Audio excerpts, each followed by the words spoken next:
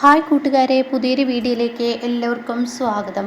അങ്ങനെ ബാലചന്ദ്രൻ സത്യങ്ങളെല്ലാം അറിയാണ്. ഹലീന വൈജയന്തിയുടെ മകളാണെന്ന് സത്യം തിരിച്ചറിയുമ്പോൾ ബാലചന്ദ്രനെ പിന്നീട് വൈജയന്തിയോട് ചെറിയൊരു അകൽച്ചയ്ക്ക് തോന്നും കേട്ടോ. കാരണം തന്നിൽ നിന്ന് ഈ സത്യം മറച്ചു വെച്ചിട്ട് തന്നെ ഇഷ്ടമില്ലാതിരുന്നിരുന്ന വൈജയന്തി തന്നെ ഇന്ന് വിവാഹം കഴിക്കാനുള്ള കാരണം ഇതായിരുന്നു എന്നുള്ള ആ സത്യം മനസ്സിലാക്കുകയാണ് കേട്ടോ. പിന്നീട് വൈജയന്തിയോട് ചെറിയൊരു അകൽച്ചയൊക്കെ ഇങ്ങനെ ബാലചന്ദ്രൻ കാണിക്കും. പക്ഷേ വൈജയന്തിയാണെങ്കിലോ തെറ്റിദ്ധാരണയിൽ പെട്ടു പോവുകയാണ്. കാരണം തൻ്റെ ഭർത്താവ് അലീനയോട് സ്നേഹമാണോ എന്നൊരു തോന്നലൊക്കെ വൈജയന്തിക്കുള്ളിൽ വന്നു തുടങ്ങിയിട്ടോ. അങ്ങനെ വൈജയന്തി അലീനയെ പിന്നീട് അവിടെ നിന്നും പറഞ്ഞു വിടുന്നുണ്ട് കേട്ടോ. പക്ഷേ ബാലചന്ദ്രൻ പിന്നീട് സത്യങ്ങൾ അറിഞ്ഞ ബാലചന്ദ്രന് പിന്നീട് ഈ പറയുന്ന അലീന നല്ലൊരു മനസ്സിനുടമയാണ്, അവളുടെ അച്ഛൻ ആരാണ് അത് തനിക്ക് കണ്ടെത്തേണ്ടിയിരിക്കുന്നു. മാത്രമല്ല വൈജയന്തിയുടെ പൂർവ്വകാല കഥ എന്ത്, 3 വർഷം അന്ന് ആഗ്രയിൽ പോയി ജീവിച്ച ആ കഥ മാത്രമേ തനിക്ക് അറിയാത്തുള്ളൂ. അല്ലാതെ വൈജയന്തിയുടെ എല്ലാം തനിക്കറിയും, പക്ഷേ ഈ ഒരു കഥ അറിയില്ല. അപ്പോൾ അതുകൊണ്ട് തന്നെ തനിക്കതിൻ്റെ സത്യം അറിയണമെന്ന് ബാലചന്ദ്രന് തോന്നണം കേട്ടോ. അങ്ങനെ ബാലചന്ദ്രൻ പല അന്വേഷണങ്ങളൊടുവിൽ ഈ പറയുന്ന വൈജയന്തിയുടെ ആങ്ങളമാരായ അവരിൽ നിന്നും പലതും അന്വേഷിച്ചും ആങ്ങളയോട് അറിയിച്ചും ഒക്കെ ബാലചന്ദ്രൻ പിന്നീട് ആഗ്രയിലുണ്ടായ ആ വൈജയന്തിയുടെ ആ കഥ അറിയുന്നുണ്ട് കേട്ടോ. പഠിക്കുന്ന കാലത്ത് വൈജയന്തിക്ക് ഒരാളോട് ഇഷ്ടം തോന്നാണ്. അത് ലാലച്ചൻ എന്ന് പറയുന്ന ഒരാളായിരിക്കും കേട്ടോ. അയാളോട് ഇഷ്ടം തോന്നാണ്. പിന്നീട് ഇവർ പ്രണയത്തിലകപ്പെടുകയാണ്. അങ്ങനെ വൈജയന്തിയും ഇയാളും തമ്മിൽ ഒരുമിക്കുമ്പോൾ അവർക്കിടയിൽ ഒരു കുഞ്ഞ് പിറക്കാൻ പോകുന്നെന്ന സന്തോഷ വാർത്ത അറിയാണ് കേട്ടോ. അപ്പോൾ ഇവർക്കിടയിൽ ഈ സത്യം ഇവർ മറച്ചു വെച്ച് ഇവർ മുന്നോട്ട് പോവുകയായിരിക്കും. അങ്ങനെ ഇരിക്കെ ലാലച്ചന് നാട്ടിലോട്ട് വരേണ്ട ഒരു അവസ്ഥ വരികയാണ്. അപ്പോൾ ഉടൻ തന്നെ വൈജയന്തിയോട് വന്ന് പറയുന്നുണ്ട്, ഞാൻ പെട്ടെന്ന് നാട്ടിൽ പോയിട്ട് വരാം, എൻ്റെ മോളെ നീ നോക്കിക്കോളണേ. അപ്പോൾ അത് കേട്ട ഉടനെ തന്നെ വൈജയന്തി ചോദിക്കുന്നുണ്ട്, എൻ്റെ വയറ്റിൽ കിടക്കുന്നത് ഒരു മോളാണെന്ന് നിങ്ങളോട് ആര് പറഞ്ഞു? അതൊക്കെ എനിക്കറിയാം. നിന്നെ പോലെ തന്നെ നല്ല തങ്കക്കുടമായ അങ്ങനെ ഒരു മോൾ തന്നെയാണ് എനിക്ക് പിറക്കാൻ പോകുന്നത്. അപ്പോൾ അത് കേൾക്കുന്നതിനോടുകൂടി ഉടൻ തന്നെ വൈജയന്തി പറയുന്നുണ്ട്, ഒന്ന് പോയേ, ഒരുപക്ഷെ ഇത് മോനാണെങ്കിലോ അല്ല, ഇത് മോളാണ്, നിന്നെപ്പോലെ നല്ലൊരു മോളായിരിക്കും.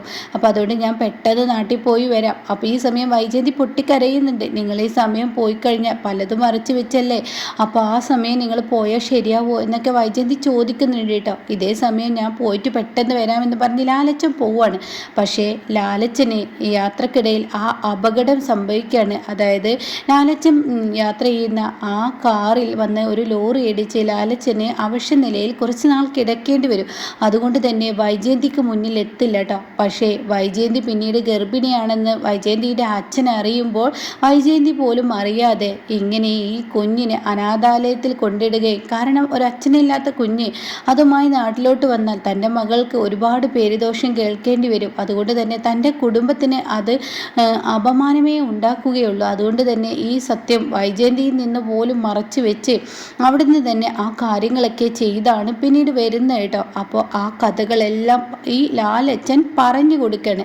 അങ്ങനെ ലാലച്ചൻ ബാലചന്ദ്രനോട് പറയുന്നുണ്ട്, എൻ്റെ മകൾ ഉണ്ടോ ഇല്ലേ എന്ന് എനിക്കറിയില്ല, പക്ഷേ എനിക്ക് എൻ്റെ മകളെ കാണണമെന്നുണ്ട്. വൈജയന്തിയെ നിങ്ങൾ എന്തായാലും കല്യാണം കഴിച്ചു, അവളെന്നെ ആത്മാർത്ഥമായി സ്നേഹിച്ചത് തന്നെയാണ്, പക്ഷേ ഇവിടെ തെറ്റുകാർ ആരാണ് എന്താണെന്നും എനിക്കറിയില്ല എന്നൊക്കെ ഇങ്ങനെ പറയുന്നുണ്ട്. അപ്പോഴാണ് ബാലചന്ദ്രൻ ഈ കഥകളെല്ലാം പറയുന്നത് കേട്ടോ. ഞാൻ അന്വേഷണത്തിനൊടുവിൽ ഞാൻ പോലും ഇപ്പം അടുത്ത് വെച്ചാണ് അറിഞ്ഞത്, അലീന എന്ന് പറയുന്ന പെൺകുട്ടി നല്ല മനസ്സിന് നല്ലൊരു ഉടമയുള്ള പെൺകുട്ടി തന്നെയാണ്. അവളെ ആർക്കും ഇഷ്ടപ്പെട്ടു പോകും. വൈജയന്തിയുടെ അമ്മയെ നോക്കാൻ വേണ്ടി ഒരു ഹോം നേഴ്സായാണ് അവളെ എത്തിയത്. പക്ഷേ കഥകളെല്ലാം അറിഞ്ഞാണ് അവൾ ആ വീട്ടിലോട്ട് വന്നത് എന്ന് ലാലച്ചനോട് പറയാണ്. അപ്പോൾ ലാലച്ചൻ ഇത് കേൾക്കുമ്പോൾ ലാലച്ചൻ്റെ കണ്ണിൽ നിന്ന് ചോരത്തുള്ളികളാണ് കേട്ടോ വീഴുന്നത്. താൻ ഇവൾ വയറ്റിൽ കിടക്കുമ്പോൾ തന്നെ ഒരുപാട് സ്വപ്നങ്ങൾ നെയ്തു കൂട്ടിയാണ് അതൊരു മോളാണ് എന്നുള്ള സത്യങ്ങളൊക്കെ വൈജയന്തിയോട് പറഞ്ഞിട്ട് താൻ ഇന്നിപ്പോൾ എൻ്റെ മകൾ ഇന്നൊരു അനാഥാലയത്തിൽ എത്താനുള്ളൊരു കാരണം ഈ പറയുന്ന ഞാൻ തന്നെയാണ് എന്ന് ഇങ്ങനെ ലാലച്ചന് തോന്നണിട്ട്. അങ്ങനെ ലാലച്ചൻ പൊട്ടി കരയാണ്. അപ്പോൾ ഉടൻ തന്നെ ബാലചന്ദ്രൻ പറയാണ്, ഇതൊക്കെ ഈശ്വരൻ്റെ ചെറിയൊരു കുസൃതികളാണെന്ന് കരുതിക്കോളൂ, എന്തായാലും അവള് കുഴപ്പമൊന്നുമില്ലാതെ എൻ്റെ വീട്ടിലെത്തിയിട്ടുണ്ട്. പക്ഷേ ഈ സത്യം വൈജയ്ക്ക് അറിയില്ല എന്ന് പറയാനിട്ടോ. വൈജയ്ക്ക് അങ്ങനെ ഒരു മോള് പിറന്നതായിട്ട് പോലും വൈജയ്ക്ക് അറിയില്ല. വൈജ ഗർഭിണിയായിരുന്നു. അവളുടെ അച്ഛനെ എല്ലാവരും കൂടിയാണ് അവളുടെ ആ കുഞ്ഞിനെ അനാഥാലയത്തിലാക്കിയത്. എന്നാൽ എൻ്റെ മോള് ഒരു അനാഥയെ പോലെ ഇന്നിപ്പോൾ മറ്റുള്ള വീട്ടിൽ ഓരോ ഹോം നേഴ്സിനെ പോലെ. അപ്പോൾ ബാലചന്ദ്രൻ പറയാണ്, അങ്ങനെയല്ല, ഹോം നേഴ്സായി ആ വീട്ടിൽ അവൾ വന്നത് അവളുടെ അമ്മയെ കാണാൻ വേണ്ടിയാണ്. ഇപ്പോൾ അവൾ അവളുടെ അച്ഛനെ തിരക്കി നടക്കുന്നുണ്ട്. ഇന്ന് എൻ്റെ മോളെ ആ വീട്ടിൽ നിന്നും ഈ പറയുന്ന അവളുടെ സ്വന്തം അമ്മ, അവളുടെ പെറ്റമ്മ, ഞാനും അവളുമായി അരുതാത്തത് എന്തൊക്കെയോ ഉണ്ടെന്ന് മനസ്സിൽ കരുതി അവളുടെ തോന്നലിൽ അവളെ അവിടെ നിന്നും പുറത്താക്കിയിട്ടുണ്ടെന്ന് പറയട്ടോ. ഇത് കേൾക്കുന്ന ലാലച്ചന് സങ്കടം സഹിക്കുന്നില്ല കേട്ടോ.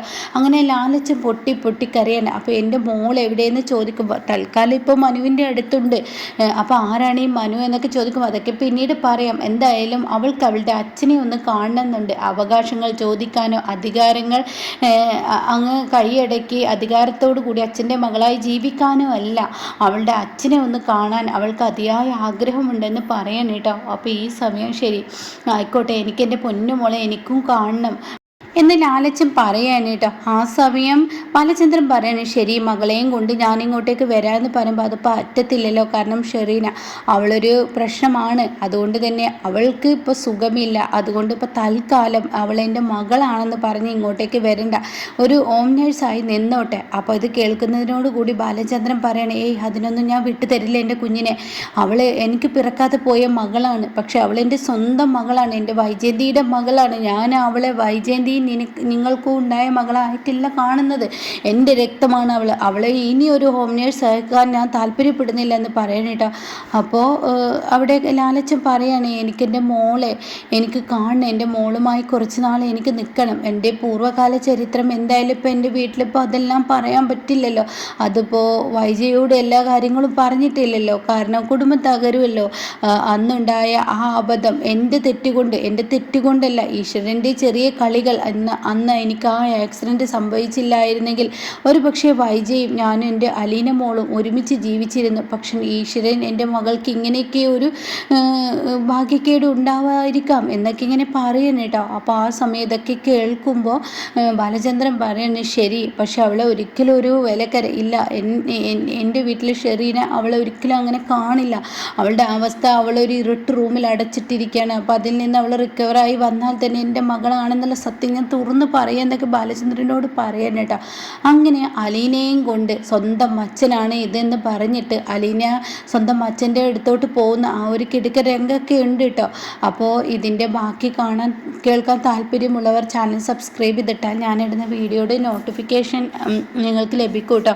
അങ്ങനെ ബാലചന്ദ്രൻ തന്നെ തൻ്റെ സ്വന്തം അച്ഛനമ്മമാർ തൻ്റെ മുന്നിലുണ്ടായിട്ടും അവർ ഇരു കൈയും സ്വീകരിക്കാതെ ഈ പറയുന്ന തൻ്റെ വളർത്തച്ഛൻ എന്ന് പറയാൻ തനിക്ക് പറ്റത്തില്ല, എന്നാലും വളർത്തച്ഛനേക്കാൾ സ്വന്തം അച്ഛനായി തന്നെ നോക്കുന്ന ബാലചന്ദ്രൻ തന്നെയാണ് കേട്ടോ അലീനയ്ക്ക് താങ്ങും തണലുമായി വൈജയന്തി അറിയാതെയും അറിഞ്ഞുമൊക്കെ സഹായം ചെയ്തു കൊടുക്കുന്നത് കേട്ടോ. അപ്പോൾ വൈജയന്തി അറിയുന്ന ആ ഒരു സീനും ഉണ്ട്. അപ്പോൾ അതിനെക്കുറിച്ചും റിവ്യൂ ഞാൻ പറഞ്ഞിരുന്നു കേട്ടോ.